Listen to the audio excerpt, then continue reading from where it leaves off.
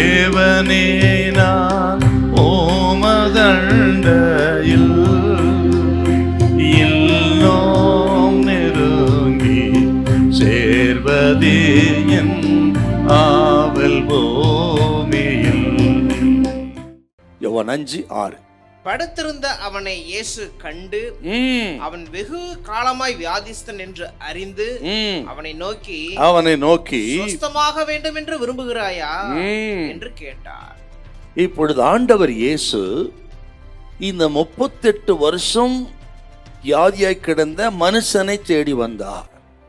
ஆண்டவர் இயேசு பண்டிகைக்காக எருசலேமுக்கு வரார். வரும்பொழுது எருசலேமுக்கு அருகே இருந்த ஆட்டு வாசலின் அருகே இருந்த இந்த பெதஸ்தா குளத்தண்டைக்கு வந்தார். ஆண்டவர் இயேசு இந்த குளத்தண்டை வந்த பொழுது ஒருவரும் அவரை நோக்கி கூப்பிடவில்லை. அப்படி எதுவுமே கிடையாதுங்க. இங்க இந்த அற்புத மூர்த்தியை பார்த்து, அதிசயநாதரை பார்த்து ஒருவரும் அவரை நோக்கி கூப்பிடவில்லை. இலவசமாய் சுகத்தக்க எம்பெருமான் இயேசு வருகிறார்.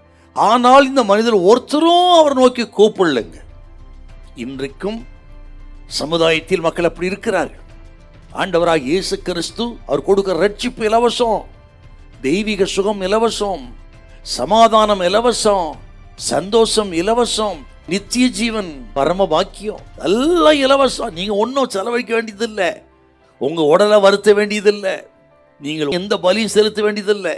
இருக்கிற இடத்துல இயேசுவே என்று அவரை விசுவாசித்து பிழைப்பீர்கள். ஆண்டவரை நம்புங்க, விசுவாசிங்க, ஜெபிங்க, உங்களுக்கு அற்புதத்தை செய்வார்.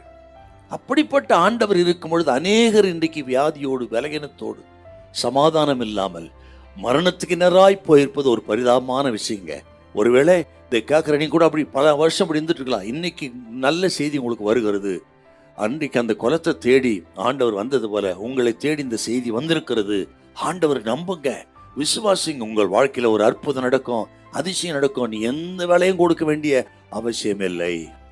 38 வருஷம் கேட்பாரற்று நம்பிக்கையற்று கிடந்த இந்த மனிதனை பரலோகத்தின் தெய்வம் எஜமா அண்ட சராசத்துண்ட அற்புத மூர்த்தியே தேடி வந்தார்னா இவன் மேல் அவர் வைத்த கிருபை. கிருபை அருமையான கத்திரி பிள்ளைகள், கிருபைக்கு விளக்கமே சொல்ல முடியாது. தகுதி இல்லாதவர்களுக்கு அளிக்கப்படும் தகுதி என்றால் என்னையும் இயேசு ரட்சிப்பாரா என்று காத்திருக்கிற உங்களோடு தான் கர்த்தர் பேசுகிறார். அவர் யாருக்கும் தூரமானவர் அல்ல.